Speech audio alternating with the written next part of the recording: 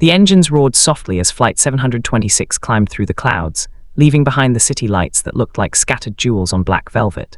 In seat 3A sat Ethan Cole, a man the world knew as one of the youngest and most successful CEOs of his time.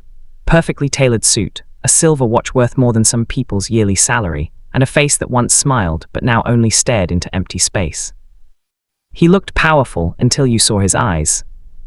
They were hollow, tired, lost.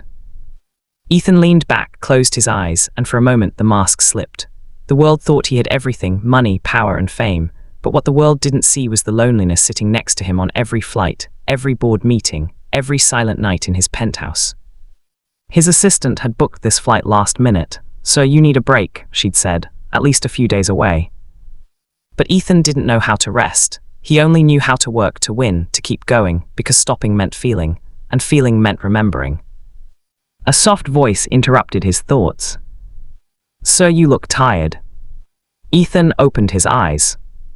Next to him sat a little girl, no older than 7, wearing a pink sweater too big for her and holding a stuffed bunny that had clearly seen better days.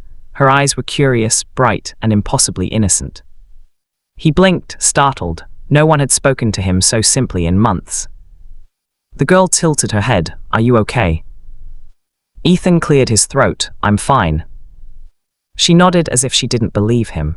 "My mommy says when people say they're fine, they're usually not." He almost smiled. "Your mommy sounds very wise." "She's the smartest person in the world," the girl said proudly. "She says smiles are like hugs you can give with your face, but you haven't smiled once since you sat down." Ethan chuckled quietly despite himself. "Maybe I forgot how." "Then I can help," she said eagerly, lifting her bunny.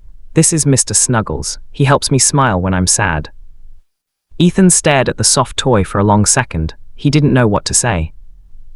So the girl decided for him. She placed the bunny in his lap. "Now he can help you too."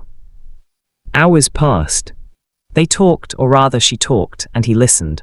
About her favorite cartoons, her dream of becoming a doctor who also bakes cupcakes, and how she missed her daddy, who went to heaven last year. That last part hit him like a punch to the chest. "I'm sorry," he said softly. She shrugged with a child's resilience. "It's okay. Mommy says people we love never really go away. They just move into our hearts, so I talk to Daddy every night before I sleep." Ethan felt his throat tighten. He remembered his own father, gone when Ethan was just her age. He remembered his mother's tears, the nights they went hungry, and the promise he made to himself. "One day, I'll be rich enough that sadness can never touch me again." But it did, it always did.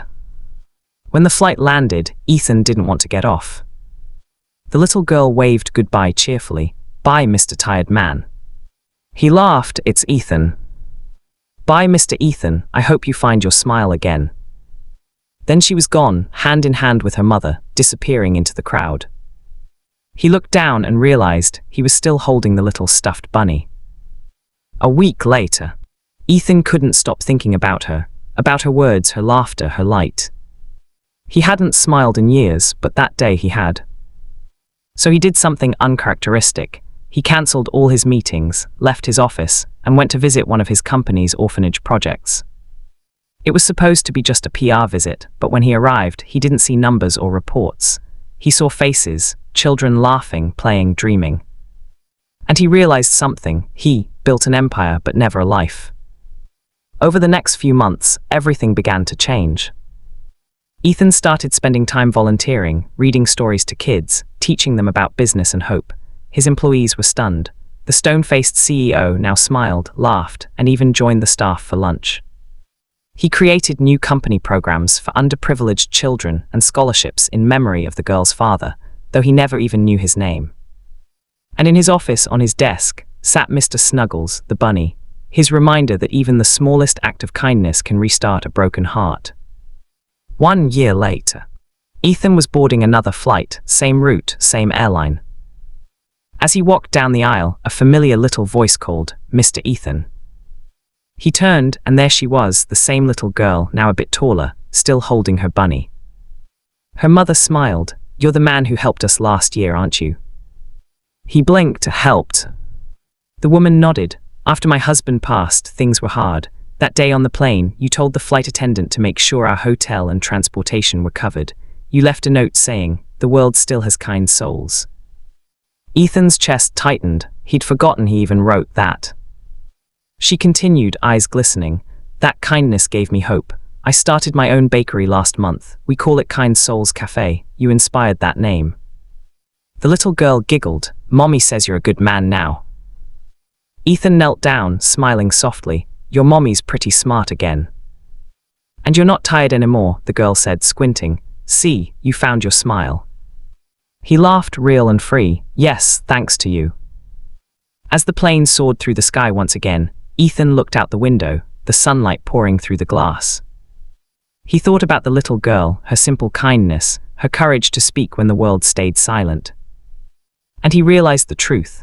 Sometimes, the greatest changes in life don't come from grand plans or millions earned. They come from small voices that dare to care.